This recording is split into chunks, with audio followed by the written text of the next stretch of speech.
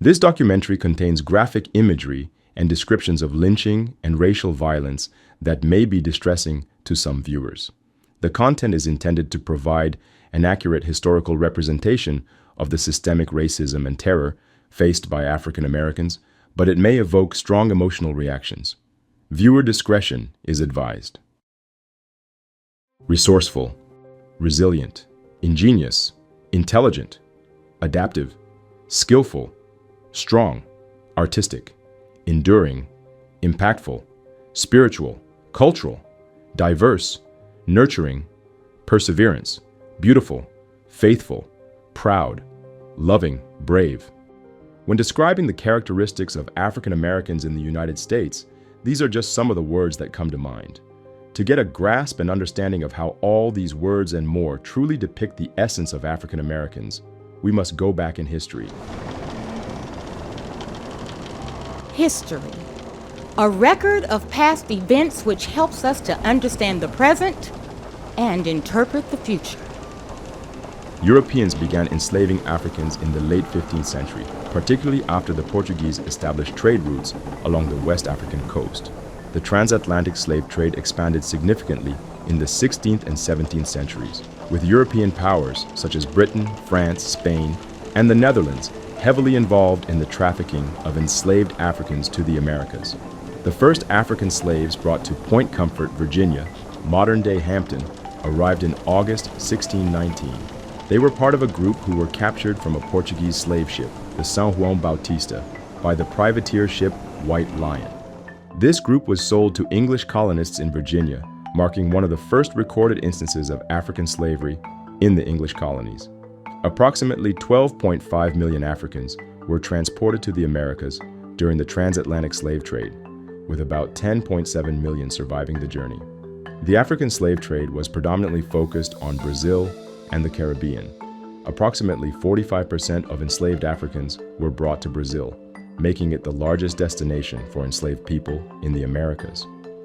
The Caribbean islands, including Jamaica, received about 40% of the slave population, particularly for sugar plantation labor. Other locations, such as Spanish colonies in Mexico and the mainland, received a smaller proportion, with estimates around 10 to 15%. Approximately 4 to 6% of enslaved Africans brought to the Americas were sent to what is now the United States. The American Civil War, which lasted from 1861 to 1865, brought an end to 246 years of formalized slavery in the United States. The war was the deadliest conflict in U.S. history and resulted in the staggering loss of an estimated 620,000 to 750,000 soldiers. This figure included deaths from combat, disease, and other war-related causes. The passage of the 13th Amendment in December 1865 legally abolished slavery in the United States. The end of the Civil War was the start of the Reconstruction period, which lasted from 1865 until 1877. Before Reconstruction, education for enslaved individuals was prohibited. The literacy is reported to have been less than 5%. By 1870, 100,000 African Americans were attending school, and literacy rates had risen to 20%. By 1900, literacy had reached 50%. Former slaves and their communities took significant initiative to establish schools and educational institutions. They recognized the importance of literacy as a means to achieve economic independence and social equality. Churches often played a central role in these efforts, providing space for schools and mobilizing community resources. One of the most notable achievements during Reconstruction was the active political participation of former slaves. The 15th Amendment, ratified in 1870, granted African American men the right to vote. Many former slaves took advantage of this newly acquired right, participating in elections and influencing political outcomes. During Reconstruction, African Americans were elected to various political offices. Notable figures included Hiram Revels, the first African American to serve in the U.S. Senate, representing Mississippi in 1870; Blanche K. Bruce, the first African American to serve a full term in the U.S. Senate, also from Mississippi, serving from 1875 to 1881; Hundreds of African Americans held positions in state legislatures, city councils, and local offices. African Americans in the South were also free to own land after the Civil War. The phrase 40 acres and a mule symbolizes the promise made to formerly enslaved individuals in the United States during the Reconstruction era. However, the promise was never fully realized. While some land was redistributed under Sherman's order, it was short-lived. President Andrew Johnson, who succeeded Abraham Lincoln, reversed many of Sherman's land allocations. 90% of the land confiscated from the original white slave owners was returned to them, undermining the promise made to former slaves. The failure to deliver on the promise of land left many African Americans in a state of economic vulnerability. Without land, they often had to enter into sharecropping agreements, which perpetuated cycles of debt and dependency on white landowners. This economic arrangement was exploitative, and many African Americans found themselves in conditions reminiscent of slavery, working the land without true ownership or financial independence. Unfortunately, by the early 1870s, as Northern interest in Reconstruction waned, Southern Democrats, often referred to as redeemers, began to regain political power.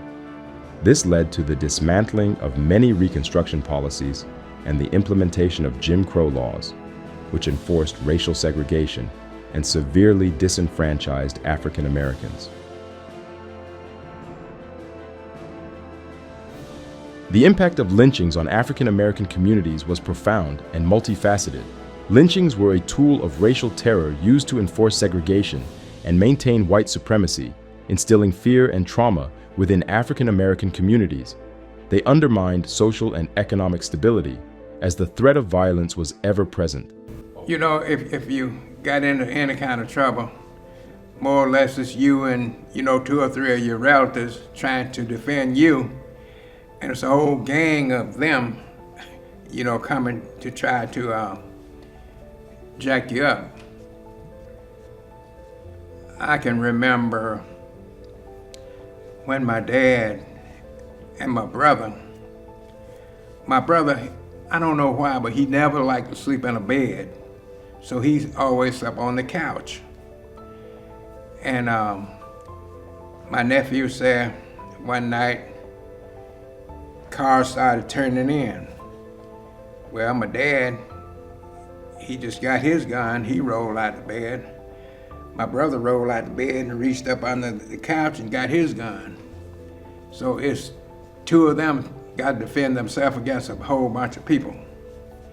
But luckily, I guess the people thought that they couldn't win with no more help than they had or something. They drove on off. But it was my brother and my dad who was going to have to try to defend themselves from a couple of truckloads of people. If you made it, you gave your thanks to God, because He pulled you through. It's not that you done a whole bunch of stuff on your own. He brought you through. When you said that they would be coming after, was there any particular people that would be coming after you? Could you tell us a little bit more about Well, it's the white people coming out here to try to mess with you about whatever the incident might have been. And they're going to get, most of the time, it's a whole bunch of them on the back of a truck. And it's 2 or 3 trucks load of them. They got their weapons and whatever. I don't know what all they had on there. But that's what they got, to try to jack you up about. And it's not whether you really done what they're accusing you of doing or not. But if they accuse you, it's enough for them to say they was right. Leading many families to flee to the north or west in search of safety, a movement known as the Great Migration. This systemic violence also deepened racial divides and created long-lasting mistrust of law enforcement and the judicial system, which often failed to protect African Americans or prosecute perpetrators. The psychological scars of these events have had lasting effects on community cohesion and intergenerational trauma. According to the Equal Justice Initiative, there were over 4,000 documented lynchings of African Americans in the South between 1877 and 1950. The 1930s were part of a broader pattern of racial violence and terror aimed at maintaining white supremacy. The states that had the most lynching of African Americans during the late 19th and early 20th centuries include Mississippi, Louisiana, Alabama, Georgia, and Texas. These states were particularly notorious for racial violence and the systemic oppression of African Americans. It is estimated that African Americans have lost approximately 80% of the land they acquired between 1907 and 2007, an estimated 12 million acres during the 20th century. Black farmers have shouldered the brunt of it. It is estimated that since 1920, black farmers have lost $330 billion in generational wealth, which economists say is almost impossible to reverse. How did it happen? Enslaved Africans proved to be skillful workers in the agricultural American South. President Abraham Lincoln's Emancipation Proclamation granted not only freedom after 246 years of captivity under brutal, inhumane conditions, but also the hope of economic autonomy. Although freed, African American agrarians were not provided land ownership. Many in the rural South were able to purchase land from landowners through sharecropping and cooperatives in which resources were pooled together.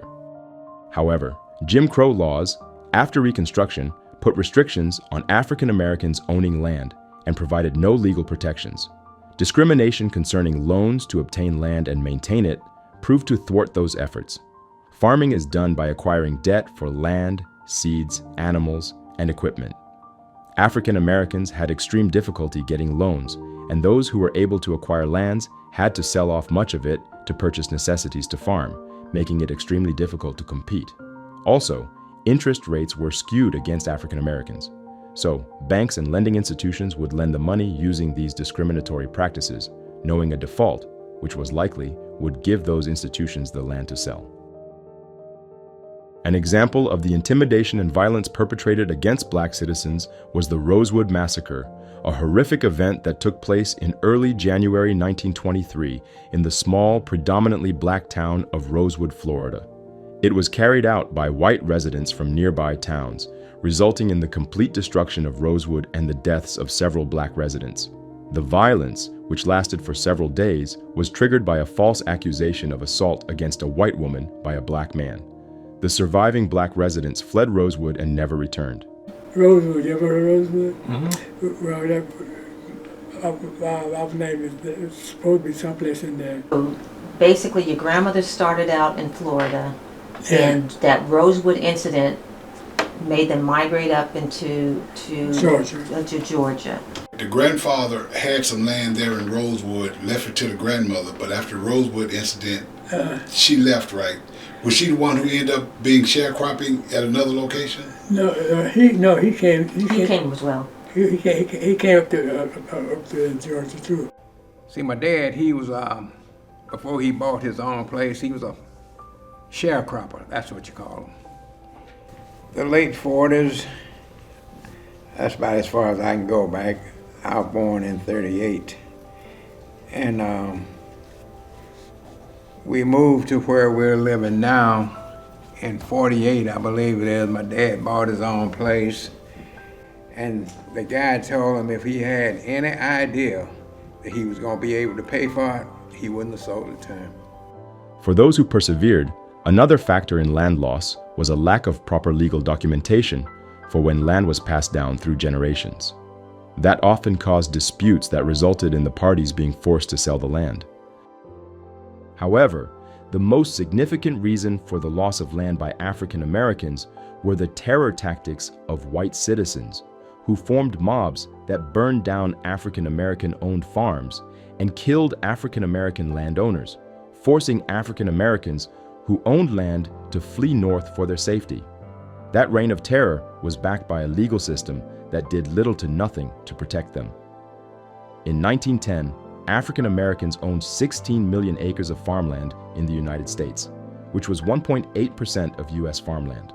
Today, African American farmers own less than 3 million acres, 0.32%. No access to land set up the system of sharecropping, which resulted in the sharecroppers being caught in a cycle of debt so much that it was slavery under a different name. The same cycle of debt was incurred by tenant farmers who rented land from wealthy white landowners. The Great Depression also ushered in an era of new impediments for owning and farming land. New agricultural policies after the Great Depression changed the economics of farming, requiring farmers to rely on loans and subsidies from the United States Department of Agriculture. However, racial discrimination in the 1930s made it virtually impossible to get the assistance that white farmers received. African Americans' military experience and contributions to this country goes all the way back to the Revolutionary War, where free African Americans joined with the colonials to fight against the British for America to gain its independence and for them to gain their freedom. African Americans began joining the military in large numbers after the Emancipation Proclamation was issued by President Lincoln on January 1, 1863. The proclamation officially allowed African American soldiers to enlist in the Union Army during the Civil War, but many enslaved Africans had already joined unofficially before the proclamation when Union soldiers invaded Confederate states. So much was the influx that the Union Army established the Bureau of Colored Troops. Enslaved Africans saw joining the Union Army as a way to gain freedom for themselves and other slaves. They did so even though their capture would mean re-enslavement and death. The captured were killed or put in prison camps indefinitely. 50% of those in the prison camps died. African American soldiers quickly distinguished themselves. Crispus Attucks is regarded as the first martyr of the American Revolution. On March 5, 1770, a confrontation occurred between British soldiers and a crowd of colonists in Boston, which escalated into violence. He was shot and killed by British troops in this altercation, known as the Boston Massacre. Statues and memorials have been erected in his honor, including the Crispus Attucks Monument in Boston. In 1877, Lieutenant Herney Ossian Flipper became the first African-American graduate of the U.S. Military Academy at West Point. He also was the first black officer to command black troops when he was put in charge of Troop A, 10th Cavalry Regiment, also known as the Buffalo Soldiers. After the Civil War, African Americans faced numerous challenges in their quest for equality and economic opportunity. Joining the military was one of the few options available to African Americans after the Civil War due to limited economic opportunities, the desire for social mobility, and the need to assert their legal and political rights. The military, however, also had its roadblocks. The GI Bill afforded veterans the opportunity to get an education and more when it was signed into law on June 22, 1944. Widespread discrimination in the post-World War II era prevented African American veterans from obtaining the same benefits as white veterans due to segregation. In 1947, only 2 of more than 3,200 Veterans Administration home loans in Mississippi cities went to African Americans. In the New York, New Jersey area, fewer than 100 African Americans from among 67,000 mortgages insured by the GI Bill went to non-whites. After World War II, 8 million veterans received 4.3 million home loans worth $33 billion, but African American veterans were left behind. Employment and college attendance surged for whites, greatly contributing to America's wealth gap. However, the military did become a vehicle of change, as the Korean War saw gains in righting the practice of discrimination. The military not only provided an income and structure, but also became a platform for challenging racial discrimination and advocating for equality. Through their service, African Americans were able to carve out a space in American society that contributed to the ongoing struggle for civil rights.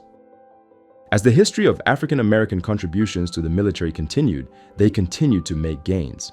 Since the 1970s, Daniel Chappie James, a former pilot, became the first African American 4-star general in the Air Force and commander of the North American Aerospace Defense Command. General Colin Powell was appointed Secretary of State by President George W. Bush in 2001, and General Lloyd Austin was appointed Secretary of the Defense on August 9, 2022 by President Joe Biden. The move to Georgia by the Langleys, at the time an act of pure survival, not only brought immediate respite, but would prove to be one of great relevance in American history and for a people. 3 generations later, George and Hetty Langley's great-grandson and Willie Langley's son, Michael E. Langley, became the Marine Corps' first African-American 4-star general in August 2022. These are but a few stories of perseverance, faith, courage, sacrifice, and a generational wealth of achievement. There are millions of stories that depict the African-American experience of overcoming struggle, adversity, and even tragedy. What is your story? What is your family's history? Reflect it forward.